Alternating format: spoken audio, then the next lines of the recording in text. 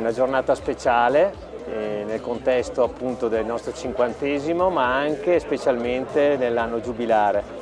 Un piccolo segno di gratitudine che vogliamo lanciare ai milioni di turisti che hanno scelto la nostra destinazione per passare le proprie ferie, ma specialmente ringraziare il territorio, ringraziare chi soggiorna, chi abita in questa destinazione turistica e che ha accolto in tutti questi anni migliaia, milioni di persone, interagendo con loro, entrando in contatto e vivendo delle esperienze molto importanti. Teniamo presente che la nostra è una destinazione che ha il più elevato numero di fidelizzazione. I nostri turisti alle volte ritornano, alle volte 2, ma anche 3 volte durante l'arco dell'anno.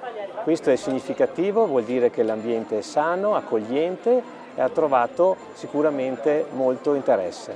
Il turismo è un prodotto dinamico e quindi in continua evoluzione.